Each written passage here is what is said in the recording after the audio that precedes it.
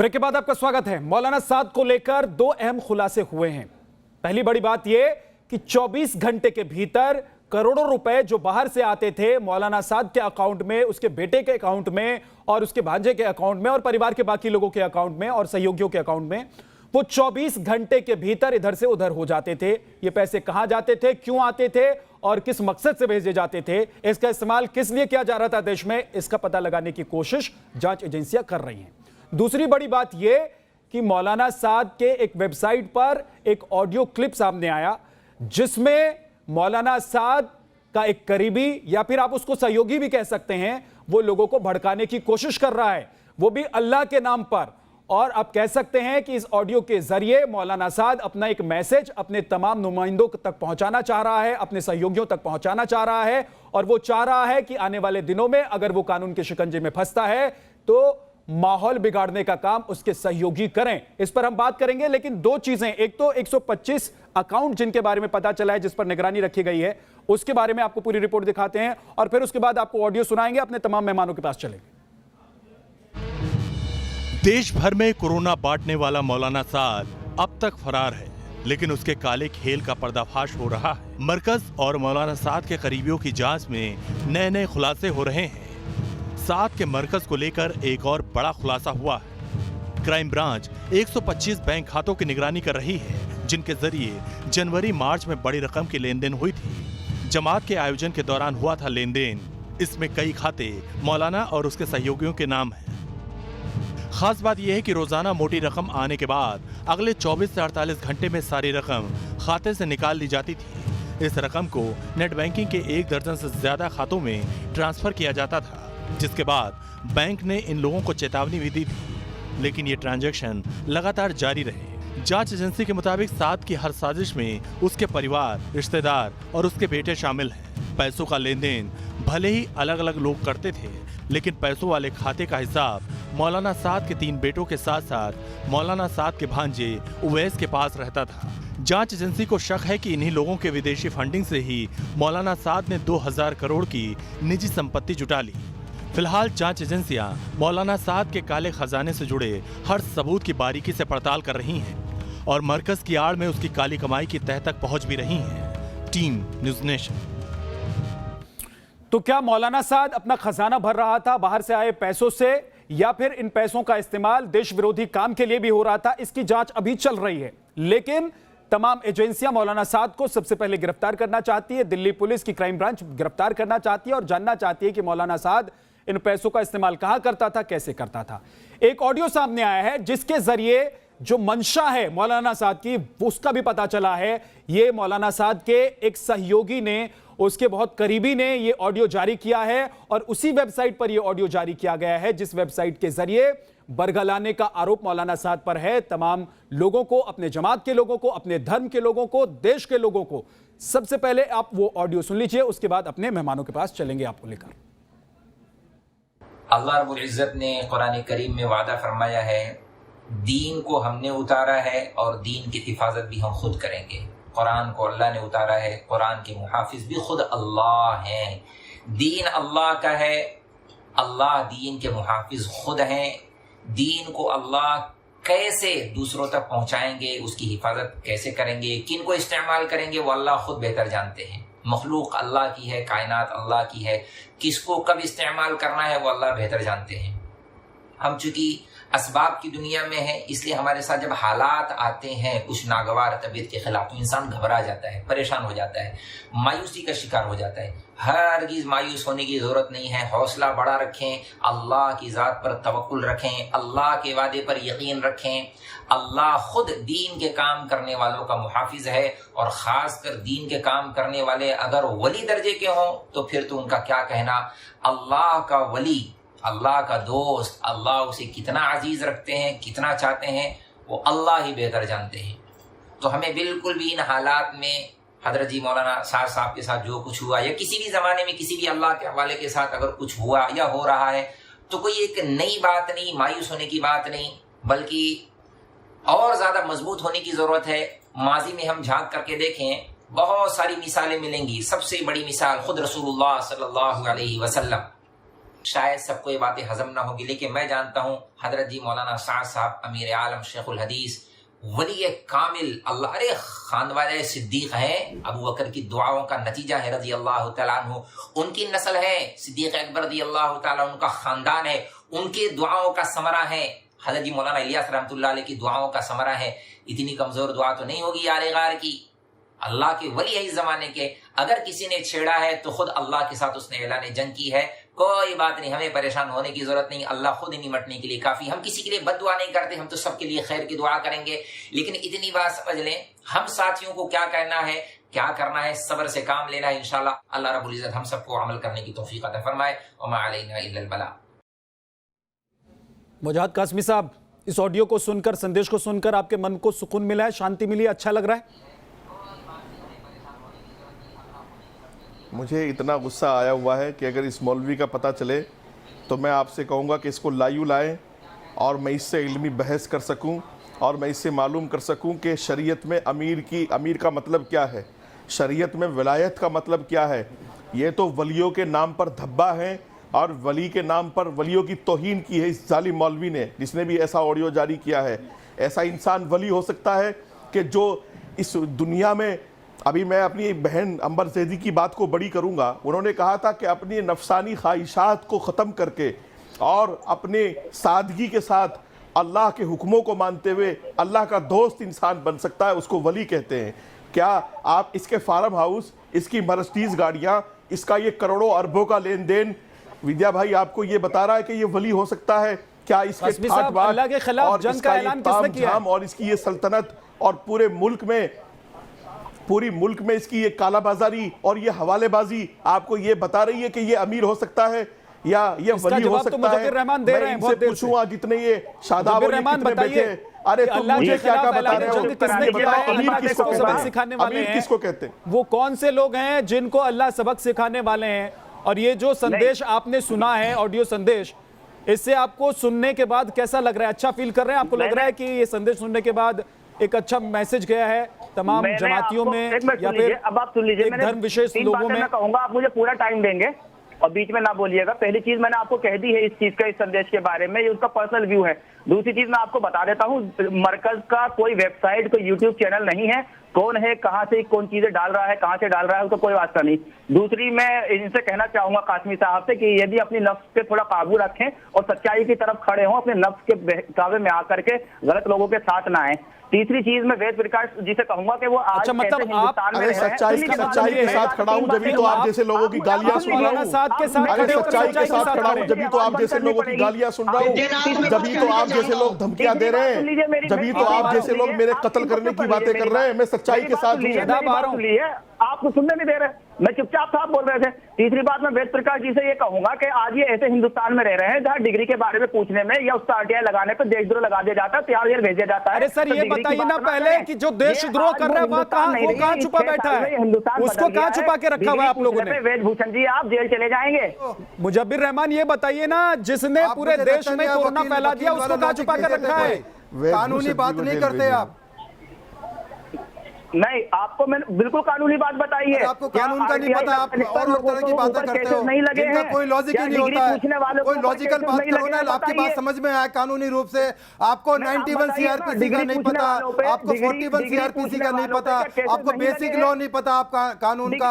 आप बताइए ना, आप बता दीजिए 91 और 41 में क्या फर्क है? आपको नहीं पता। अब मैं आपको बताता हूँ, आपकी बात का जवाब देता हूँ। विद्या जी एक बार चुप कराइए आप इनको। विद्या जी एक बार चुप कराइए, मैं सुनिए, बात का जवाब देता हूँ। मुजब्बिर रहमान सुनिए, विद्या जी 2 मिनट सवाल इनको चुप कराइए। बोलिए सर।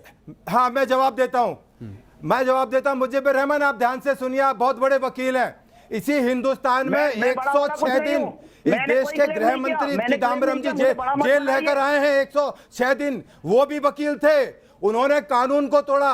साथ जो है एक अपराधी है कानून की निगाह में, वो अपने लिए गड्ढा खोद रहे हैं और उनको कीमत देनी पड़ेगी।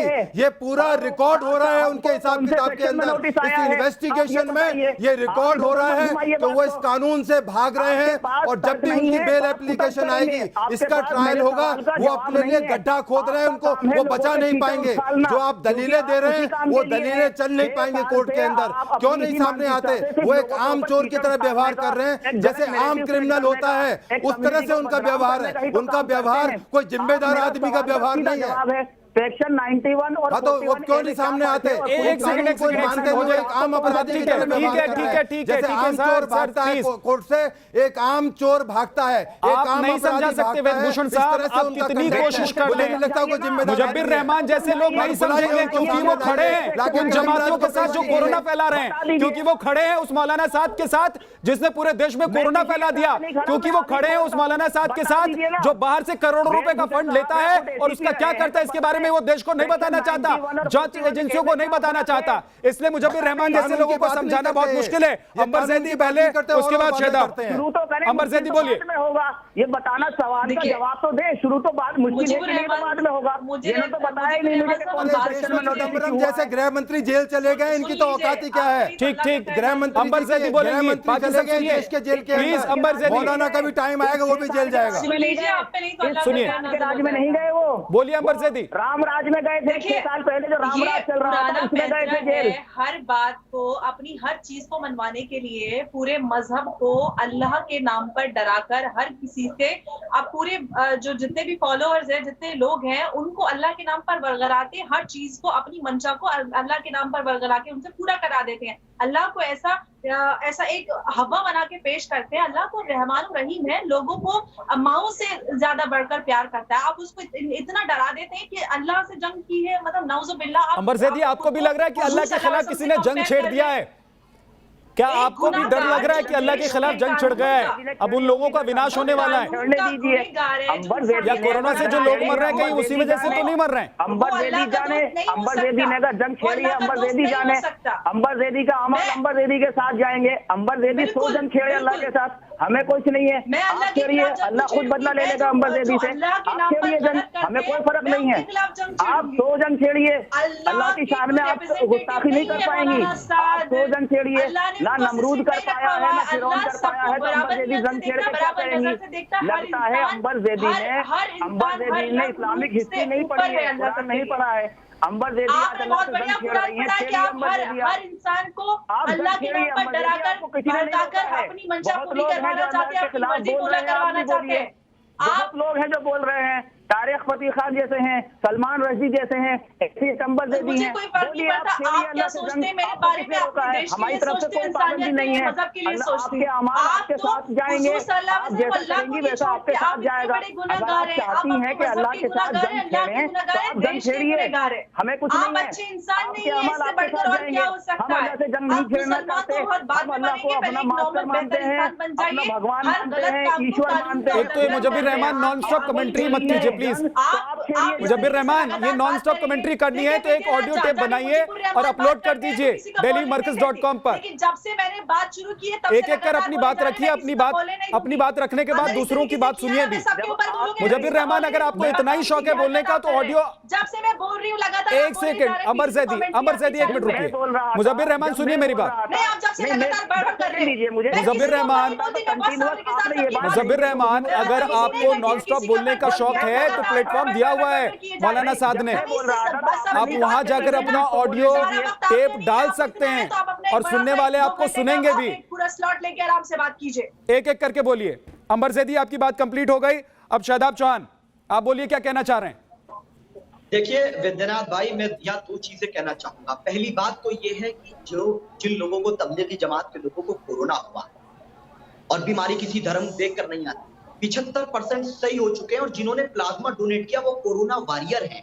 दूसरी तरफ नमस्ते ट्रंप पे भी और जिन्होंने थूका है, जिसकी वजह से कोरोना फैला। शादाब जी ये भी बताइए, जिन्होंने थूका है, जिन्होंने पेशाब की बोतल फेंक दी है, जिन्होंने हमला किया है, जिन्होंने पत्थर चलाए हैं, अरे उसके बारे में भी बताइए। उनके बारे में भी शादाब जी, उनके सुन तो लीजिए। अरे कुरान पढ़ने वाले व्यक्ति हैं आप, सुन लीजिए। मैं क्षत्रिय राजपूत हूँ, मैं वेद भी पढ़ता हूँ, मुझे रामायण से भी आपत्ति नहीं है, मैं क्षत्रिय राजपूत हूँ, मैं बता दूं आपको। कुरान पढ़ा है ना आपने? कुरान पढ़ा है ना आपने? मैंने सभी धर्म की पुस्तकें पढ़ने तो बता दीजिए कुरान की कौन सी आयत कहती है कि बीमारी के वक्त में अगर डॉक्टर आपका इलाज कर रहा हो तो उसके ऊपर थूक दीजिए, पेशाब फेंक दीजिए। अगर कोई भी व्यक्ति कहीं विद्या जी, इनसे वेद पूछ लीजिए कौन कौन से वेद होते हैं, इन्होंने वेद पढ़े हुए हैं। जुगल किशोर डॉक्टरों पे हमला करे, कहीं विद्या जी, वेद पूछ लीजिए कौन कौन से वेद होते हैं। हमला करे। अगर कोई अरे मैं पूछ रहा हूँ, कुरान में कहाँ लिखा हुआ है कि अल्लाह के नाम पर बड़गलाया जाए, अल्लाह के नाम पर आतंक फैलाया जाए, अल्लाह के नाम पर पत्थरबाजी की जाए, तब आपका मुंह बंद हो जाएगा शादाब चौहान, तब आपका मुंह बंद हो जाएगा। क्योंकि आपको पता है ना, आपको पता है शादाब चौहान, आपको पता है कि मौलाना साद के साथ आपको खड़ा रहना है, इसलिए आप तमाम उदाहरण देंगे लेकिन मौलाना साद के खिलाफ एक शब्द नहीं बोलेंगे, क्योंकि आपको पता है कि वहां आपकी चलेगी नहीं, वहां आपकी चलेगी नहीं। मर्यादा पुरुष श्री राम के नाम पर आतंक फैलाया गया, मर्यादा पुरुष श्री राम। अरे बताइए, एग्जाम्पल दीजिए, उदाहरण दीजिए, एक एग्जाम्पल दीजिए, एक एग्जाम्पल दीजिए, और दुनिया भर में जो आतंक फैलाया जा रहा है उसके बारे में भी बताइए आप, वो किसके नाम पर फैलाया जा रहा है। दिल्ली के दंगे हैं, श्री राम का उदाहरण, दिल्ली के दंगे हैं, आपको नहीं मालूम? दिल्ली के दंगे हैं, वीडियो भेजूं आपको मैं, आपको वीडियो भेजूं मैं। पुलिस वालों पे हमला किया। अब आपको सब याद आएगा, मसूद अजहर याद नहीं आएगा आपको। अरे मसूद अजहर याद नहीं आएगा, याद नहीं आएगा, वो भी जमाती है। आप जो चीज भूलेंगे याद नहीं आएगा, आप जो चीज भूलेंगे जानबूझ करके, हाफिज सईद याद नहीं आएगा, वो भी जमाती है, जाएगा आपको, वो भी मौलाना साहब की तरह जमाती है भाई। भूलेंगे तो नारंगी रंग की चुन्नी आपके सामने लाई जाएगी।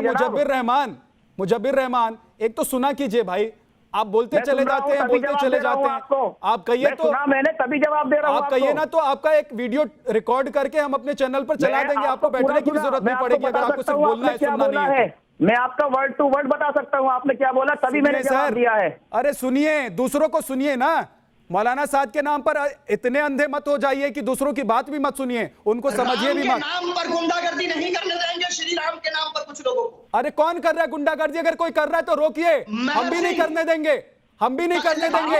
और श्री राम के नाम पर कौन आतंक फैला रहा है बताइए जरा, पहले जवाब ये दीजिए, पहले जवाब ये दीजिए शादाब चौहान, पहले ये जवाब दीजिए ना आप कि शाद के नाम पर गुंडागर्दी कौन कर रहा है, मौलाना साद के नाम पर कौन गुंडागर्दी कर रहा है, ये बताइए। ये टॉपिक चेंज करने वाली बात है विद्या जी, ये टॉपिक चेंज करने वाली बात है। एक सेकंड, आपके अंदर मेहर सिंह के खिलाफ खबर चलाने की हिम्मत नहीं, क्योंकि आपके खिलाफ, मौलाना साद के खिलाफ आपके पास इतनी हिम्मत है तो आप बोलिए कि मौलाना साद वो इंसान है जिसने पूरे देश भर में कोरोना फैला दिया। आप बोलिए मौलाना साद वो इंसान है जो कानून से भाग रहा है। आप बोलिए कि मौलाना साद वो इंसान है जो करोड़ों रुपए की, टुकड़ा नहीं खाते, करोड़ों रुपए विदेश से लेता है और इधर उधर कर देता है। अंबर जैदी, हिम्मत है, अंबर जैदी, हिम्मत है और बोल रहा हूँ, हिम्मत है और बोल रहा हूँ कि कोरोना के लिए सरकार जिम्मेदार है, नमस्ते ट्रंप जिम्मेदार है, नमस्ते ट्रंप। वो मौलाना साद में जिसने जानबूझकर लोगों को भड़काया, से जुदा करने की और मस्जिद सोनी करने की साजिश है। आप एक वर्ड नहीं बोलेंगे मौलाना साद के खिलाफ, जिसने जान। ये बताइए मौलाना साद ने कैसे फैलाया? अंबर जैदी में बिल्कुल चुप रहूंगा, आप बता दीजिए मौलाना साद ने कैसे फैलाया, या एंकर साहब आप बता दीजिए मौलाना साद ने कैसे फैलाया कोरोना। ये पूरी दुनिया जानती है, मुजब्बिर रहमान आप सिर्फ नहीं जानते, बता दीजिए। ये पूरी दुनिया जानती है कि मौलाना साद ने कैसे कोरोना फैलाया है, सिर्फ आप नहीं जानते। नहीं, आप बता दीजिए कैसे फैलाया। बात करना शुरू कर देते, इन लोगों को चुप करके आप जवाब दे दीजिए कैसे फैलाया, बता दीजिए। तो आप कैसे फैलाया? जानबूझ के लोगों को कहा कि आप ज्यादा से ज्यादा बाहर निकले, मस्जिदों को सुनी ना होने दें। अभी आपको वो क्या वो ऑडियो टेप चलवा दूं? मुजब्बिर रहमान आप तब भी नहीं मानेंगे, मुझे पता है। वो ऑडियो चेक कर लिए कि वो बाहर निकले, वो ऑडियो में चलवा दूंगा, आप तब भी नहीं मानेंगे, क्योंकि आपको मौलाना साद के साथ खड़ा होना। एक सेकंड रुक जाइए, आपको जीरो मिला, आपको जीरो मिल चुका। अंबर जैदी, अभी आपने ये कहा था कि वो छुपे फिर रहे हैं, लोग मस्जिदों में छुपे हुए हैं, 1 महीने से न्यूज चल रही है। अभी आप ये कह रही हैं कि वो बाहर निकले फिर रहे थे। अब आप डिसाइड कर लीजिए कि वो अंदर छुपे हुए थे या बाहर निकले हुए थे। आप फेल हो चुकी, 0 मार्क्स मिला है आपको। इस तरह के बेसिक सवाल ये नहीं है कि उन्होंने कोरोना फैलाया, सवाल ये है कि जानबूझकर कोरोना फैलाया। कोरोना फैल रहा है, हम सब जानते हैं। कोरोना फैला सरकार की गलतियों से, कोरोना फैला नमस्ते ट्रंप से, कोरोना फैला जो पूरे देश के अंदर विदेशी फ्लाइटों को आने दिया, कोरोना फैला कि सही समय पर सही फैसले नहीं लिए, कोरोना फैला कि क्वारंटाइन आप भी भी शामिल थे क्या? जनाब चौहान, अगर सरकार की वजह से कोरोना फैला होता तो आप अभी बैठकर ये ज्ञान नहीं बांट रहे होते, आप बैठकर ज्ञान नहीं बखा रहे होते यहाँ पर। अगर सरकार की तरफ से कोरोना फैला होता तो ज्ञान नहीं बांट रहे होते और पूरे देश में लॉकडाउन नहीं हो रहा होता और देश में वो मरीज जो कोरोना से पीड़ित है उनका इलाज नहीं हो रहा होता। वो बटन आप सबको दे दीजिए। आप बीमार हो गए, आप शादाब बीमार हो गए, आप बीमार हो गए हैं मौलाना साद के नाम पर, इसलिए आपको मौलाना साद के अलावा सब कुछ नजर आ रहा है। वेदभूषण साहब जल्दी से, अब वक्त ज्यादा नहीं है। वेदभूषण साहब, मैं अब विद्या जी, आप देखिए, मैंने अभी थोड़ी देर पहले बताया कि इस देश के गृह मंत्री अभी जेल में रहे थे 106 दिन। इसी देश में हिंदू मुस्लिम के चैनल पर बात हो रही थी। आशाराम, राम रहीम, दुनिया भरे के बाबाओं की लिस्ट है जिन्होंने इस देश में अरेस्ट हुए। ये हिंदू मुस्लिम की बात ना करें, ये जिम्मेदारी से बात करें। ये इस्लाम का मजाक उड़ा रहे हैं, ये लोग इस्लाम का मजाक उड़ा रहे हैं। इस देश में हिंदू अरेस्ट हुए, जो बड़े बड़े बाबा हैं वो पकड़ के जेल में गए। ये हिंदू मुस्लिम की बात कहां से बीच में आ गई? वो बोले कि अपराधी हैं, बोले क्रिमिनल है, ये वांटेड है, मोस्ट वांटेड अपराधी है। ये हिंदू मुस्लिम की बात ना करें इसमें आके, वो इस्लाम का मजाक उड़ा रहे हैं, वो धोखा दे रहे हैं मुस्लिम समाज को। ये मुसलमानों के विरोधी हैं, मुसलमानों के लिए गद्दार है, मुस्लिम धर्म को बदनाम कर रहे हैं लोग।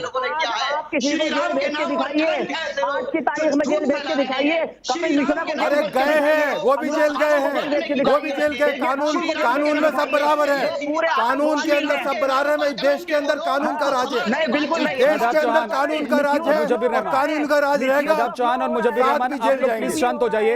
एक तो मुजब्बिर रहमान, आप सुनिए भी लोगों को, आप लगातार मत बोलिए, नहीं तो आपकी आवाज मुझे बंद करनी पड़ेगी, ऑडियो डाउन करना पड़ेगा। प्लीज आप ऐसा मत कीजिए कि मजबूरी मुझे आपकी आवाज कम करनी पड़े, डाउन करना पड़े आपका ऑडियो। सुनिए आप एक एक करके। वजाद कासमी साहब, अल्लाह के नाम पर कौन डरा रहा है, कौन भड़का रहा है और कौन अपने धर्म का डर दिखाकर लोगों में डर फैला रहा है, अपने ही लोगों में? देखिए विद्या जी, यहाँ धर्म की बात तो होनी नहीं चाहिए जी। इस ऑडियो में मैंने सुना है ना, ये अल्लाह से जंग वाली बात जी। असल तो इनके पाप का घड़ा भर गया है मौलाना साहब का, और मौलाना साहब के पाप का घड़ा भरा, इन्होंने खुद ही अल्लाह से जंग कर रखी है। और मैं आपको एक मुस्लिम, एक आलिम, एक देश का जिम्मेदार नागरिक होने के नाते मैं आपको बताता हूँ कि मौलाना कानून का भी मुजरिम है, देश का भी मुजरिम है, मुसलमानों का भी मुजरिम है। इसमें मर्यादा मुसलमान की कोई बात नहीं। हमारे हिंदू भाइयों ने कोई आवाज नहीं उठाई जब राम रहीम जेल गया, कानून के हवाले कर दिया। नहीं, आप मर्यादा में रहेंगे, आप मेरे गेस्ट हैं, वो भी मेरे गेस्ट हैं। आप मर्यादा में रहकर बोलना चाहते हैं, बैठिए बोलिए, और नहीं बोलना चाहते तो आप जा सकते हैं। और उन जैसे फ्रॉड, आप मर्यादा मत मांगिए। मौलाना साद वो व्यक्ति है जो भागा फिर रहा कानून से। मौलाना साद वो है जिसने पूरे देश में कोरोना फैला दिया। मौलाना साद वो है जो, इसने शैतान बोला, हाँ शैतान बोला, भी बोला शैतान बोला, क्योंकि उसने शैतानी की है। उसके खिलाफ जांच एजेंसियां लगी हुई है, जांच एजेंसी उसे पकड़ना चाहती है, पुलिस उसे गिरफ्तार करना चाहती है। शैतान हो जो उसकी वकालत कर रहे हो, नहीं मानना है तो मत मानिए, लेकिन हमारे किसी गेस्ट के साथ इस तरीके से बात नहीं कर सकते। ये बदतमीजी क्यों कर रहा है? नहीं, आप बदतमीजी मत कीजिए मेरे गेस्ट के साथ। तरीके से बात करें। बोलिए कासमी साहब, बोलिए। अरे मुझसे ज्यादा, देखिए मेरी बात सुनिए, आपकी तरबियत क्या हुई है, आप कितने अच्छे मुसलमान और कितने पढ़े लिखे हैं, वो आपको पूरे व्यूअर्स देख रहे हैं न्यूज नेशन के। आप कानून की बात क्यों नहीं करते हो? देश की बात करते हुए आपको फांसी आती है क्या? अरे साथ पे आइए, श्रीराम का टॉपिक हो गया भाई, मंदिर बन रहा है, जाके दर्शन कर लेना। शादाब चौहान, और क्या क्या बता रहे हो? दर्शन कर लेना, हो गया। अब इधर आ जाओ, कोरोना पे आओ, बताओ 125 अकाउंट है, 125 अकाउंट मंदिर माननीय सुप्रीम कोर्ट के आदेश से बनना है। नहीं, ये सुप्रीम कोर्ट के आदेश से मंदिर के आदेश हुए हैं, मंदिर बनेगा और बनेगा। ये कानून का राज्य है। ठीक, अब मंदिर पे बात करनी है। सुप्रीम कोर्ट के आदेश से बना है, जजमेंट हुआ सुप्रीम कोर्ट। मंदिर पे बात करनी है। कासमी साहब आप कंप्लीट कीजिए, उसके बाद अंबर ज़ैदी एक एक करके, अंबर ज़ैदी उसके बाद पहले कासमी साहब बोलिए। जी एक सेकंड, जी विद्या जी, मुझे एक बात ये बताइए, देश के अंदर कानून है, देश के अंदर अदालतें हैं, कानून नाफिज करने वाली एजेंसीज हैं, तो मैं और ये जितने भी पैनलिस्ट यहाँ बैठे हैं वो कानून पढ़ के जान के क्यों नहीं आते? इनको धर्म और मजहब क्यों दिखने लगा है यहाँ पर? मौलाना क्यों दिखने लगा है यहाँ पर? जब राम रहीम गए थे जेल में सर, तो इनका ये लोग सरदारी, नाच रहे थे, ये लोग डांस कर रहे थे। आज मौलाना की बारी आई तो इनके सीने में सर ये तो बहुत सिंपल सी बात है कासमी साहब, क्योंकि जो इनका सरदार है, जरा जुबान संभाल के बात इनका जो सरदार है, जोड़िए उनको। अरे वहाँ लाशें थी भाई, लोगों के आश्रमों में, जुबान संभाल के तुम मेरा क्या करोगे? मुजफ्फर रहमान होते थे वहाँ। मौलाना साहब सरदार है ना आपका, मौलाना साहब सरदार है साहब के लिए। मुझे धमकाने की कोशिश मत करो मुजीबुर, मैं तुमसे डरने वाला नहीं हूँ। डराने धमकाने का काम आपका है। आखिरी कमेंट अंबर से दी, पाले में है वो हो लोग। गया मौलाना की वकालत करेंगे यहाँ बैठ करके। अंबर से एक ऐसे मौलाना की जो कानून का चोर है, कानून का मुजरिम है, देश का मुजरिम है, मुसलमानों का मुजरिम है, उसको कानून के तहत सजा मिलेगी। हमारे देश में पहले भी बहुत सारे धार्मिक लीडर हैं जिनके काले कारनामों का चिट्टा खुला है और सबने एक जुबान होकर सबने उसको कंडेम किया है। बहुत सारे बाबा पकड़े गए हैं, लेकिन उसमें किसी ने धर्म के नाम पर उनको ये नहीं कहा कि यहाँ पे हिंदू मुसलमान हो रहा है। अगर कोई हिंदू धार्मिक लीडर पकड़ा गया तो हिंदुओं ने सबसे आगे बढ़कर कहा कि ये आदमी गलत है, जिसको कानूनी सजा मिलनी चाहिए। अगर जब कोई मुसलमान लीडर किसी काले कारनामों की बात होती है तो आप उस पे मुसलमान और हिंदू करके इस्लामोफोबिया कर देते हैं। जो इंसान कानून का गुनहगार है उसको कानून देखेगा, लॉ एनफोर्समेंट एजेंसी। दिक्कत ये है ना कि इस्लामोफोबिया अगर ये नहीं करेंगे तो इनकी दुकान बंद हो जाएगी और करोड़ों रुपए का जो फंड आ रहा है, जिसका न जाने पता नहीं ये क्या करते हैं, गरीब लोगों के लिए इसके बारे में भी जांच होनी है। भारत की एकता और अखंडता हमारा दायित्व है और चलिए वक्त नहीं है, ये इस्लामोफोबिया करेंगे, फैलाएंगे धर्म के नाम पर, लोगों को बरगलाएंगे भी, क्योंकि अगर ये ऐसा नहीं करेंगे तो इनकी दुकान भी बंद हो जाएगी। लेकिन कानूनी तौर पर जो कार्रवाई होनी है वो कार्रवाई होगी। मौलाना साद कब तक छिपता है, भागता है, ये भी देखने वाली बात है, क्योंकि ज्यादा दिन तक वो कानून से, पुलिस से भाग सकता नहीं है और उस पर जो भी आरोप है उसकी जांच भी होगी। बहुत बहुत शुक्रिया आप सभी मेहमानों का हमारे साथ जुड़ने के लिए। छोटे से ब्रेक के लिए हम रुकेंगे।